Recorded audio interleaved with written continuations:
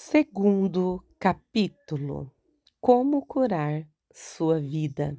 Autora Nicole Lepera. Página 50. O poder da crença.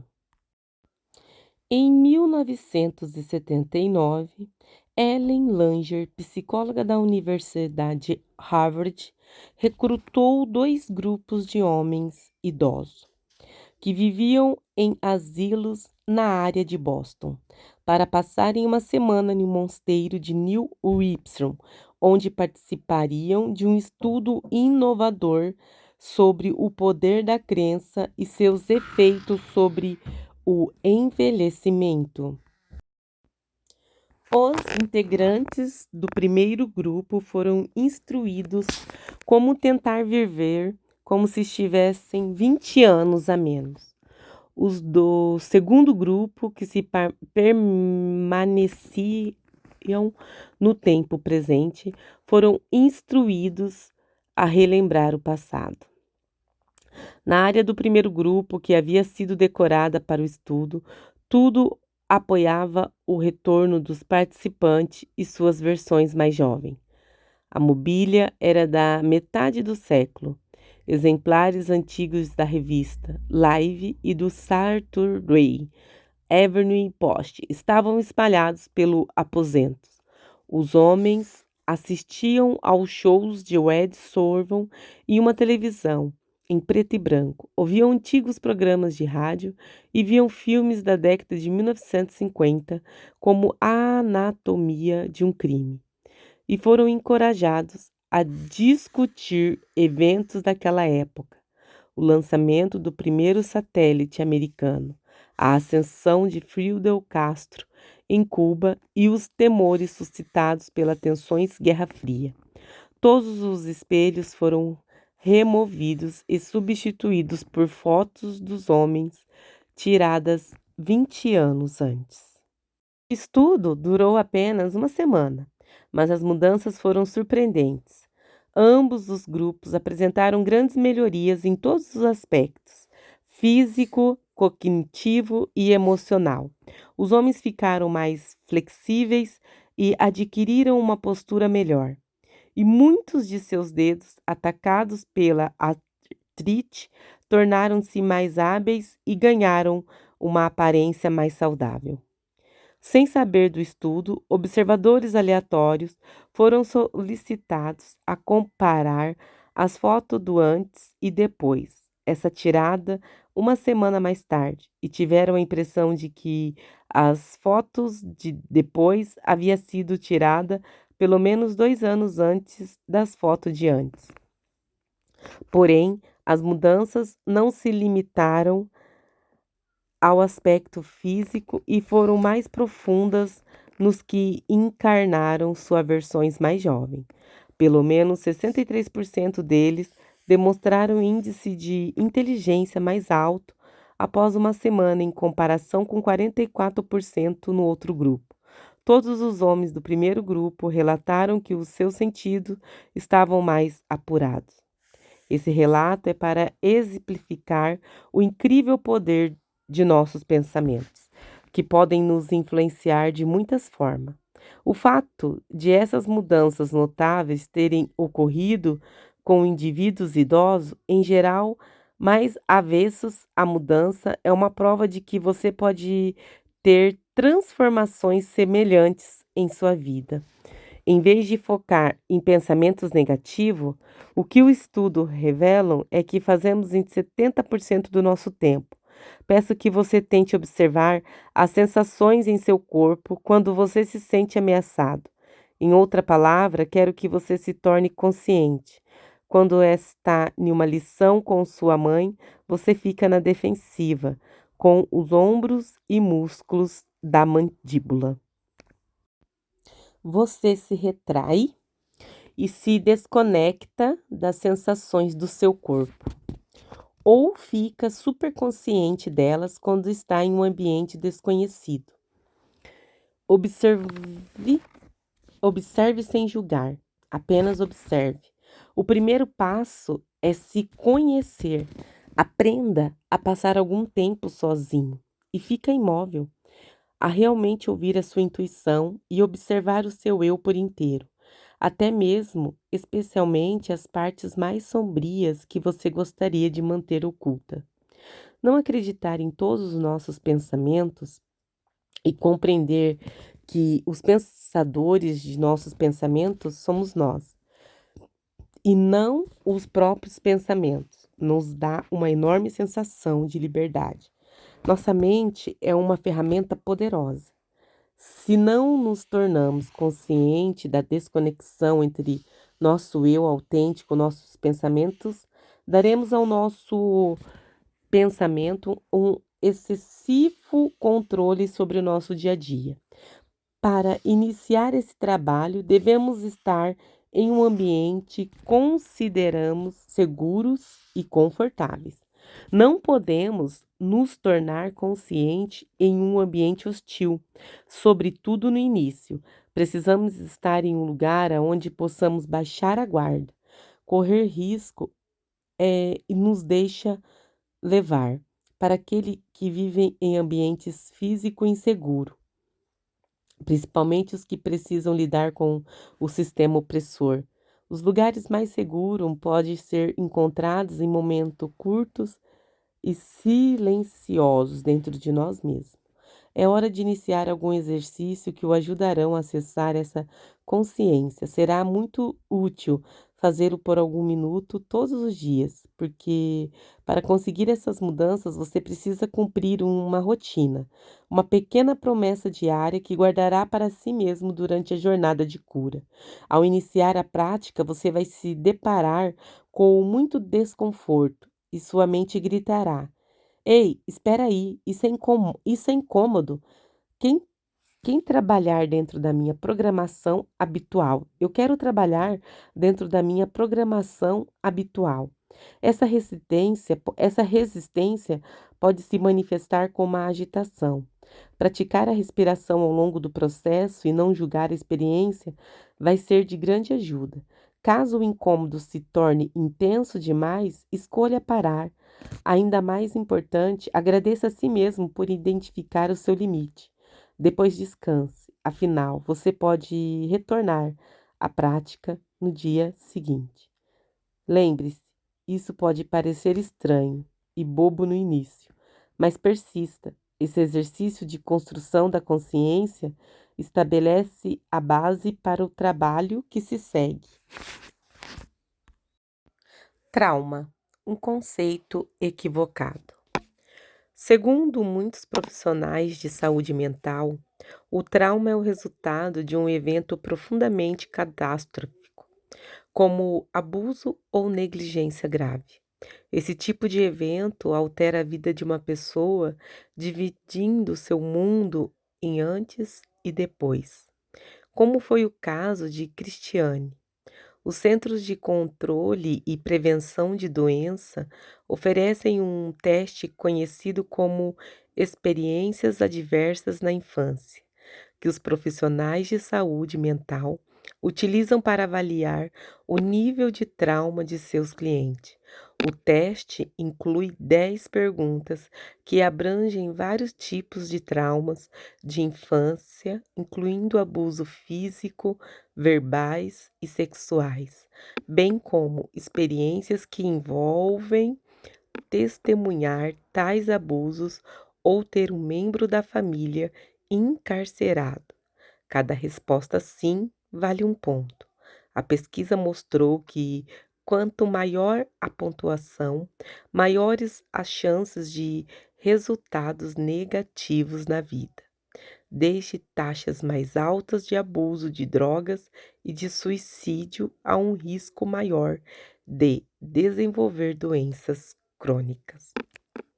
A estrutura da EAIS é importante, pois mapeia claramente como traumas sofridos na infância deixam marcas duradouras no corpo e na mente. Demonstram que o que acontece na nossa infância, principalmente experiências bastante negativas, permanecem conosco a vida inteira. Quando respondi ao EAI, obtive um ponto. o mesmo resultado de quase 70% das pessoas no mundo todo. Esse resultado refletiu a mesma orientação Em que outros recebi durante o textos meu treinamento, sobre o que a palavra trauma poder do só se momento aplica a presente, alguém como intrigada, mergulhei em uma Christine, que pesquisa sofreu um pessoal abuso em que extremo. um fluxo de Eu jamais investigação pensaria em minha própria transbordava para o infância próximo. como Isso traumática acabou me de jeito levando ao nenhum. Vim conceito de de uma família que consciência, sempre uma considerei palavra que normal. todos Meu pai conhecemos. trabalhava muito Como e termo, voltava para termo casa médico, no seu mesmo horário significado todas as noites. básico é Nunca estar passamos fome, acordado. meus pais Para o nosso não bebiam propósito, no e não entanto, se divorciaram. significa algo muito Nunca mais amplo. sofri ou Um estado, presenciei abusos o verbais objetivo extremo do e nem nenhum impulso abuso físico. homeostático é Mesmo criar um assim, equilíbrio quase não na tinha mente e no lembranças da corpo infância. quando há Os marcos que desequilíbrio. normalmente Estes constituem a podem ser existência de uma pessoa, problemáticos e primeiro até beijo, baile mesmo de formatura, feriados, autotraidores. passaram em branco para mim. O Além disso, sempre tive subconsciente dificuldade para adora reconhecer rosto. permanecer na Mal zona de conseguia conforto. registrar semelhanças entre O pessoas. lugar mais seguro, Bebês, para mim, na não verdade, é era a cara de aquele seus onde pais, você já eram apenas esteve e bebês. onde pode prever um E quando resultado. assistia a documentários Hábitos sobre ou fatos comportamentos que repetimos reais, constantemente se tornam o padrão do nunca conseguia subconsciente. diferenciar a Nosso pessoa que cérebro era prefere passar a entrevistada maior do parte do ator que a tempo no representava piloto nas cenas automático, de pois reconstituição. consegue Só percebi economizar que isso era mais incomum quando precisei energia explicar esse sabendo o que vácuo esperar. à pessoa que se aborrecia Eis comigo porque quando não nossos conseguia me hábitos e lembrar de um rotinas momento são tão compartilhado ou que reconfortantes zombavam de mim e porque é quando tão perturbador e eu até sofria para exaustivo identificar alguém do meu interrompê-los. passado O que não problema deveria é ter que qualquer seguir dificuldade em rotinas reconhecer. Algumas pessoas condicionadas não nos conseguiam mantém acreditar. Isso é preso mentira. a Como elas. pode esquecer? Isso Essa acabou se gravitação transformando em um em gracejo torno entre do que meus é amigos. conhecido Nicole tem mantinha uma nossos péssima memória. ancestrais Devo acrescentar que protegidos me de lembrava várias das ameaças, emoções e como ainda animais tinha lembranças selvagens, de sentimento escassez de ou alimento expressões do e passado, inimigos mas não hostis. conectava Qualquer esse comportamento que os sentimento com mantivesse experiências vivo, concretas. alimentando e abrigando, era repetido e favorecido pelo impulso homeostático sem que fizessem uma escolha ativa. Hoje, em nosso mundo de relativo conforto, estou me referindo ao mundo desenvolvido. Nossa mente e o nosso corpo não ultrapassarão o resultado reativo, onde tudo o que não seja conhecido, ou mesmo levemente desconfortável, é percebido como ameaça. E não podemos esquecer que negros, indígenas e outras pessoas não brancas que também vivem no mundo desenvolvidos enfrentam ameaças diárias do nosso sistema opressor. Por conta dessas reações instintivas, muitas vezes permanecemos presos em ciclos de impotência quando tentamos mudar nossos hábitos, em vez de compreendermos que essa reação é uma resposta evolutivamente aprimorada do nosso corpo. Tentamos a nos envergonhar, o que se deve a uma leitura errada de nossa fisiologia. Cada vez que fizemos uma escolha fora de nossa programação, o nosso subconsciente tenta nos puxar de volta ao terreno familiar, criando uma resistência que pode se manifestar como desconforto mental e físico.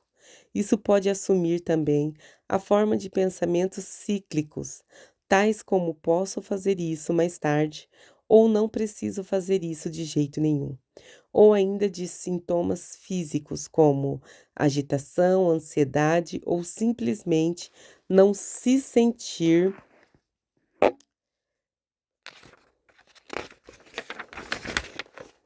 você mesmo. Trata-se do seu subconsciente em comunicando que o novo território proposto pelas mudanças ou está deixando pouco à vontade. Liberta-se. À medida que o dia do seu casamento se aproximava, Jéssica ia ficando cada vez mais ansiosa. Canalizava a ansiedade para o planejamento da cerimônia. Não estava nem perto de se tornar uma noiva neurótica, mas também me disse que se sentia fora de controle, dando-me a impressão de que o que deveria ser seu grande dia seria, na verdade, um fardo. Foi nessa época, alguns anos depois do início da terapia, que, que eu finalmente soube de uma perda devastadora que ela havia sofrido.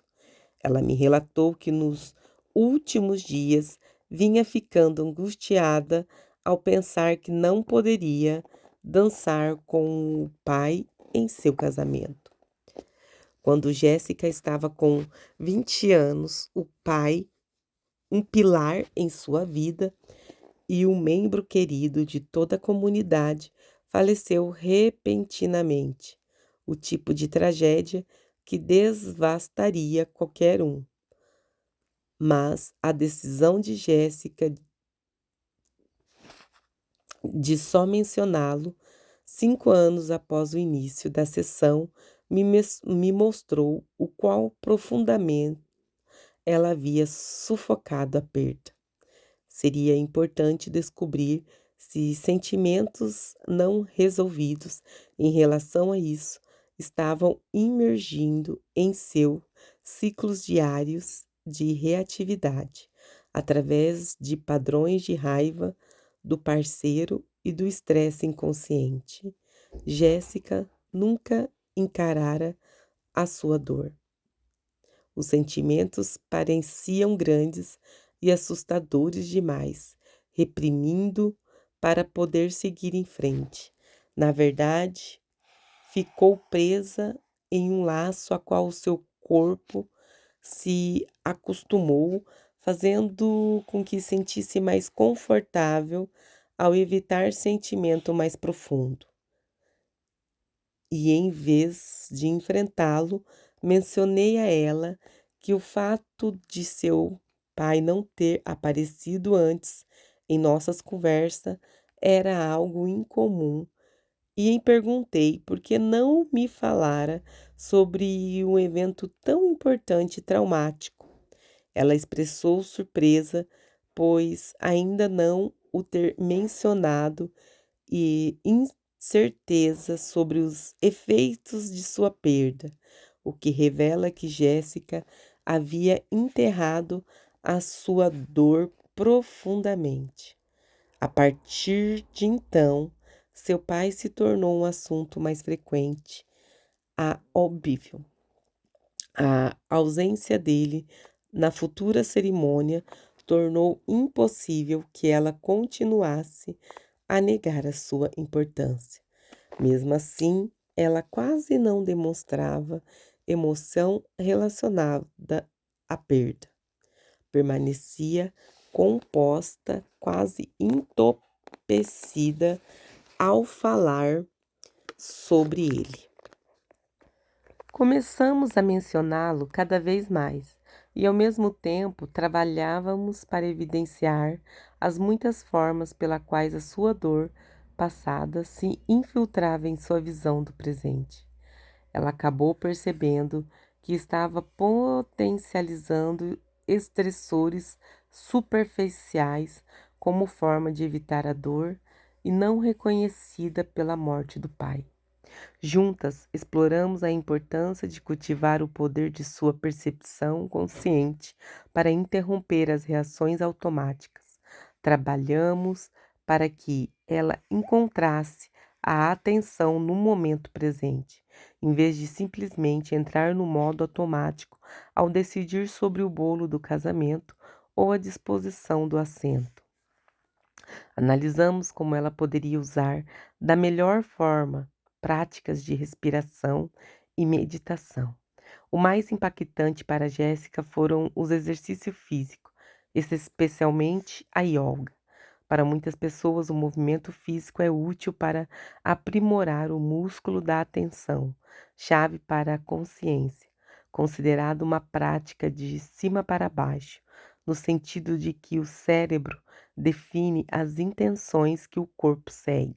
A yoga pode ser um meio poderoso de ajudar a mente a se fixar no momento presente, focalizando nossa atenção enquanto canalizamos a nossa respiração e desafiamos o nosso corpo. O controle da atenção, que ela desenvolveu através da prática, a ajudou a esperar um segundo antes de reagir. Isso contribuiu para que ela começasse a observar, de forma mais consciente, o que acontecia consigo mesma. Seria a partir dessa base de consciência que ela poderia criar mudanças futuras. A yoga foi tão transformadora para Jéssica que ela decidiu treinar para ser instrutora. Para isso, seguiu um programa rigoroso que a forçou a confrontar muitos dos estados de reatividade em que vivia. Tão logo abriu espaço para observar a si mesma e foi capaz de lidar com um desconforto de sentimento, às vezes opressores, ativados em postura física desafiadora. Nossa terapia começou a ter sucesso. Quanto mais ela se envolvia em sua prática de yoga, mais conseguia se Página conectar ao momento presente. 74. Começou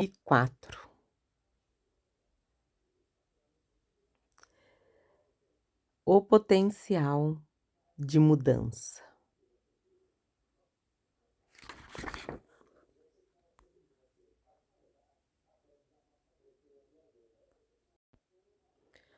Todos nós carregamos traumas não resolvidos. Como vimos, não é necessariamente a gravidade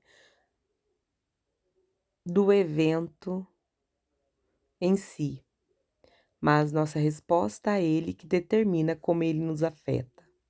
A resiliência é aprendida por meio do condicionamento.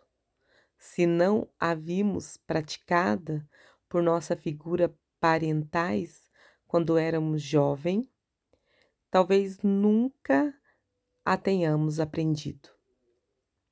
Ao nos dedicarmos a resolver um trauma, podemos nos tornar mais resilientes. Essa experiência, na verdade, podem se tornar as catalisadoras de uma transformação profunda. O trauma pode ser universal e também individual.